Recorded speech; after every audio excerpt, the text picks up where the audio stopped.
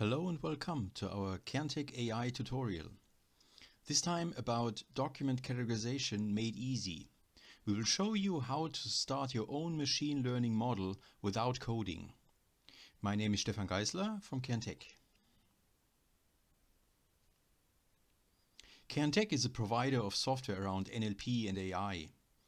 I won't be talking so much about Kairntech here, but if you want to know more about who we are and what we do, please visit us at www.kairntech.com.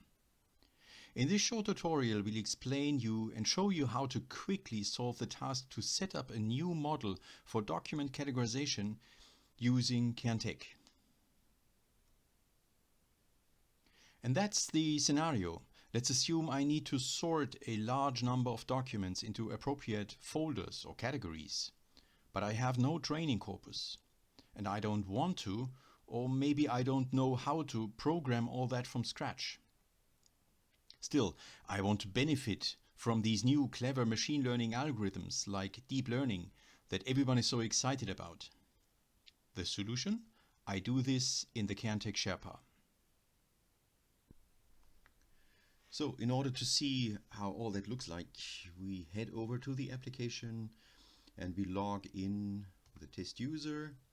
The system starts by showing us the different projects that are already on the system, but we want to create a new one for the sake of this tutorial. Let's call it test categorization. English is fine, but we will not be talking about named entity recognition because we will be doing categorization. We create the project and the system invites us to import our corpus, and we import a prepared text corpus into the system, and here we go. Now after a while the system tells us it has imported a number of documents, and we open it and we see there are now almost 2000 text documents in there. And they are naked, they are raw, they are uncategorized, and we want to categorize them into our typical categories. So we start by assigning some labels. And what do we normally have in a newspaper? We have, let's say, culture and arts. We also have, of course, politics. Let's give it a different color. Let's give it blue. And we have, of course, let's say sports. And finally, let's say we have also economy. All right. So we have our labels. And now, typically, the job now is to assign documents to these categories in order for a machine learning algorithm to learn from them. This is typically a very laborious task. You spend much time on either finding data or annotating that. How can we speed that up a little bit? So we are using, first of all, the capability of the system to present us, based on the search engine here, with documents that only match a certain criterion. Let's say they contain the term euros. I'm in economy. I see that we are talking about the Tokyo Stock Exchange. So this is economy. Okay. We take the next one. The next one, actually on this one I'm not so sure. Not a good example. Prime Minister in Greece. So let's say this is economy as well. And the European Central Bank in the Eurozone. This is economy. The dollar struggle against the yen. So you get the idea. You define a criterion based on your domain competence, and then you review the documents one by one, taking a couple of good examples for your category. We do the same for, let's say, for sports. We do the same for championships. I would assume that most documents talking about championships are about sports. Not all. This is why we review them. And here we have the Olympic long jump champion. Of course, this is sports. We have championships again with the Olympics. This is sports. We have the ATP tournament. That's sports as well. Another one. And now something exciting is happening. The system has observed from the start what I was doing, And now it concludes, I think I have understood what makes a document economy or sports, and I've created suggestions that you can review here. That's neat. That will save us a lot of time, but obviously we haven't even started to populate all our categories, just two of them. So let's continue for a while, assigning a few more documents to, what do we have here? Grass tournament, Nottingham, the semi-final. That's again sports. So I continue with that one here, and maybe I do the same for, let's say, politics, and I'm gonna add a few more documents, maybe about minister, like that, assigning documents to my various categories. I spend a little bit more time doing that. And now, after having annotated away for a while, let's see where we are. How much have I done already? So I see I have done 44 annotations, pretty evenly distributed among my categories. So that's fine. Let's now take a look at first time at the suggestions. So this is where the system shows me what it makes of documents that I have not already annotated, suggesting me an appropriate category. So this one is sports, I accept that. This one, telecom, industry. So that's honestly, it looks like economy. So I will correct that, saying this is economy and send it to the database. This is again economy. So you get the idea.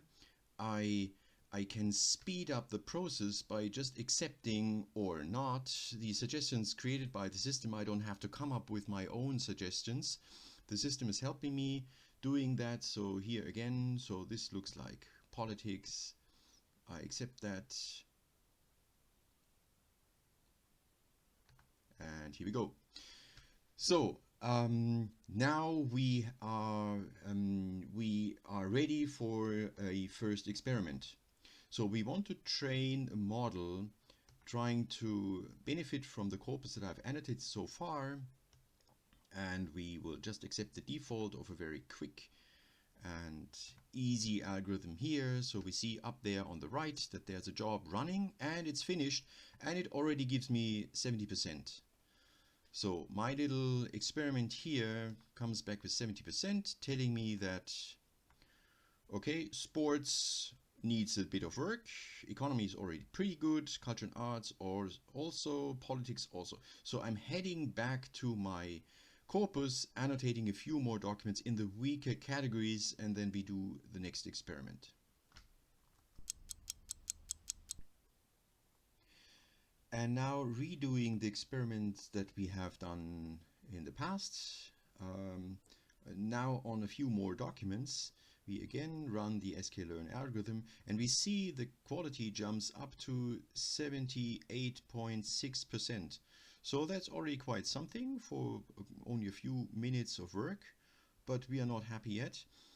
We are going to take a more powerful algorithm now. So we again head to this thing here, and we show the advanced parameters that allow us to change, to go to a different algorithm. Here we have hidden the algorithms, and we take a deep learning inspired algorithm implemented in Keras, and we also employ embeddings now. So this tutorial is a little bit too short to dive into what embeddings are. Suffice it to say that this is a technology that recently, or for the last couple of years, has seen a breakthrough in NLP technologies on a large number of use cases, among them also categorization. So we employ a pretty popular implementation here coming from spaCy, and we accept the defaults and save that. And now we run this experiment here. So this is a little bit more costly because embeddings are involved. So let's see how the job is doing. It should start any minute. So here we are. It's proceeding through the documents that we have annotated so far, 3, 4, and it's done already. So let's see where that gets us.